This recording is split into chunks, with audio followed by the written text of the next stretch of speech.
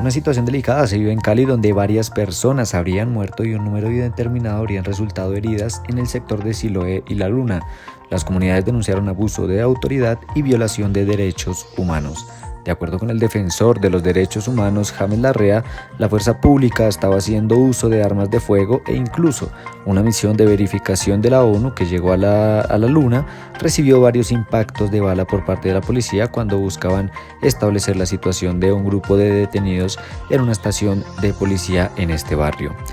Frente a este hecho, la representante de la ONU de Colombia, Juliette de Rivero, pidió que se investigue y se sancione estos hechos y manifestó estar preocupada por la información que ha recibido sobre números no confirmados de personas muertas y heridas en medio de las manifestaciones que se atraviesan en la ciudad. Caracol Radio confirmó que un estudiante fue asesinado en el barrio Siloé y se trata de Kevin Agudelo, de 22 años, quien estaba en una panadería junto a su novia en el sector de la urbanización Venezuela. Desde la medianoche de este martes se reúnen de manera virtual el bloque parlamentario del Valle del Cauca, concejales y el gabinete del gobierno en pleno con el alcalde de Cali, Jorge Iván Ospina, para evaluar lo sucedido en las últimas horas en los diferentes sitios de esta ciudad del Valle del Cauca.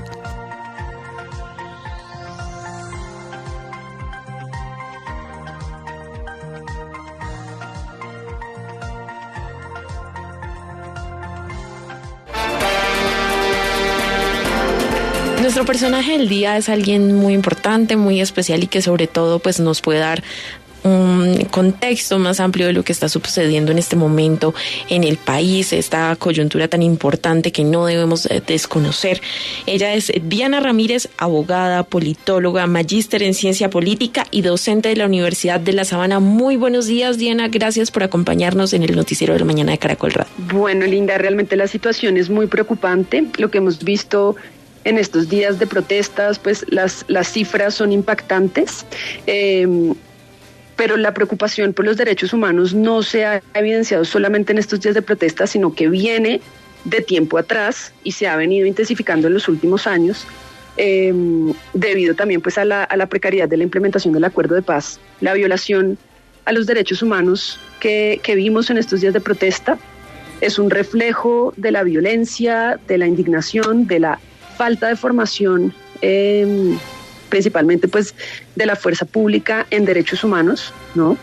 Hemos visto, digamos, lamentablemente no tenemos todavía las cifras oficiales. La Defensoría del Pueblo no ha estado al frente de la situación, pero distintas ONGs, distintos mecanismos de control y de seguimiento internacionales han mostrado unas cifras pues desconcertantes sobre persecución, amenazas, casos de abuso sexual en el marco de las protestas. Entonces la situación es dramática, pero como decía, no solamente se ha evidenciado esta falta de respeto por los derechos humanos en estos 5 días de protesta, sino que viene de tiempo atrás y lo hemos reflejado principalmente en las cifras aterradoras de asesinatos a líderes sociales. Van más de 900 líderes asesinados desde la firma del acuerdo de paz y ya casi 400 excombatientes también asesinados. Entonces, la reflexión que nos dejan pues estas cifras tan aterradoras es que si queremos realmente respetar los derechos humanos, tenemos que empezar pues por una presencia del Estado, una presencia real del Estado en los territorios, pero también una formación de la fuerza pública, porque lastimosamente, según las cifras que nos muestran muchas organizaciones, ONGs de estas jornadas de protestas, pues el principal violador de los derechos humanos ha sido la fuerza pública, ¿no? Casos de jóvenes que perdieron sus ojos, casos de jóvenes trabajadores civiles asesinados. Entonces es realmente preocupante y tenemos que seguir pues pendientes de la situación, porque las jornadas de protestas van a seguir y con la militarización ahora pues de las ciudades es realmente preocupante lo que puede seguir pasando. ¿Cree usted que nos hace falta más educación en derechos humanos o necesitamos otro tipo de transformaciones pues para que estos sucesos como los que se han presentado durante los últimos días no vuelvan a ocurrir? Sí, Linda, en efecto yo creo que hace falta profundizar estas cátedras de paz, por ejemplo, que se vienen dando en los colegios, hacia un enfoque mucho más intensivo de derechos humanos, pero no solamente desde lo discursivo, sino también ejercicios prácticos, involucrar a la ciudadanía, involucrar a la policía, a la fuerza pública, ¿no? En ejercicios prácticos de respeto a los derechos humanos, de empatía, ¿verdad? Porque realmente esto no sirve simplemente con conocer el listado de derechos humanos, cuáles son los derechos humanos, sino esto tiene que darse en la práctica, en ejercicios pedagógicos, que la ciudadanía se apropie realmente de los derechos humanos, que los conozcan para que los puedan exigir, pero también que entiendan que la defensa de los derechos humanos va más allá de ese listado abstracto, etéreo, y se tienen que aplicar, que materializar. Entonces, para llegar a esa materialización, pues nos hace falta mucho, principalmente procesos educativos, en efecto, pero también transformaciones culturales, psicológicas, ¿no? De empatía, una reestructuración, sin duda, también de la policía, que vaya realmente a la raíz del problema, porque lo que estamos viendo pues es realmente aterrador, y eso no se va a lograr de un cambio pues de un día para otro, es cultural, es de valores, ¿no? Lo que estamos viendo también no solamente por parte de los manifestantes, de la fuerza pública, sino también de la misma ciudadanía, que muchas veces estigmatiza, justifica la violencia de un lado o del otro, pues es algo cultural que pasa por procesos educativos amplios, por también una renovación de las narrativas, cuáles son las narrativas que nos han venido dominando desde todos los sectores, ¿no? Estamos acostumbrados a normalizar la violencia, a normalizar, no, es que lo mataron porque seguramente era un vándalo. Entonces, desmontar esos discursos es también, sin duda, fortalecer la aplicación de los derechos humanos. Es un reto muy grande, pero bueno, tenemos que seguir fortaleciendo el camino. Y lo otro y finalmente, pues, ¿cuál es la propuesta? ¿Cómo se puede pasar de ese llamado a la acción? Es decir, las organizaciones sociales, y no solo en Colombia, sino alrededor mundial, la ONU, Human Rights Watch, etcétera, están rechazando todos los días las violaciones de derechos humanos que no solo ocurren en Colombia, sino en el mundo.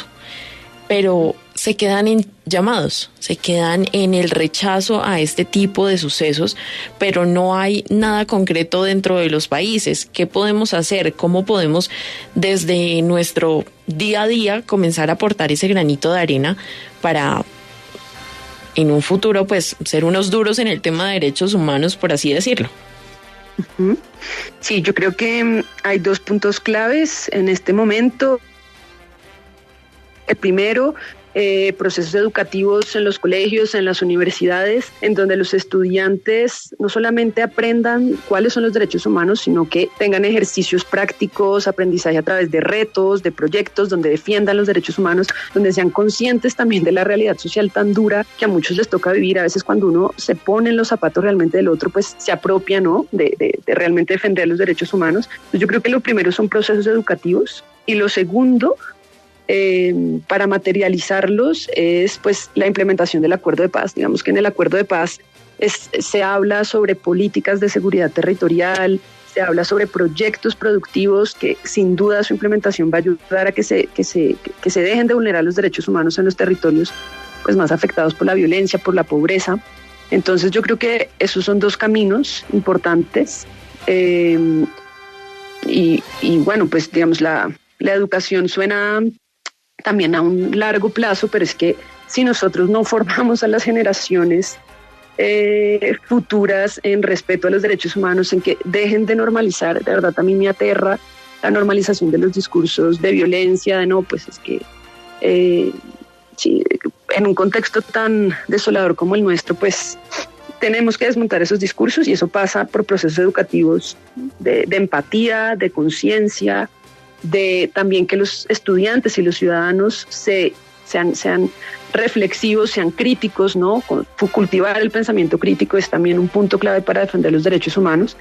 Y también el último punto, digamos, que se desprende también de estos procesos educativos, pues es el abrir los ojos y salirnos de esa burbuja en donde como a mí no me pasa nada, como yo tengo servicios públicos, educación, no tengo el peligro de morir, entonces yo creo pues que está perfecto en Colombia y no pasa nada. Entonces es también la concientización, el salir más a comunidades, a trabajo de campo desde la educación, y sí, yo creo que sería básicamente eso. Bueno, le damos las gracias a la profe Diana Ramírez por acompañarnos hoy en el Noticiero de la Mañana de Caracol Radio, por darnos este panorama tan importante que es coyuntural en el país, que tenemos que tener presente, y es como desde cada uno de los lugares en los que estamos, pues propendemos, buscamos el tema de garantizar que los derechos humanos se cumplen en nuestro país. Pues yo sí creo que en la medida en que se garanticen los derechos humanos podemos avanzar en muchos otros temas y sobre todo pues en las luchas por nuestros derechos.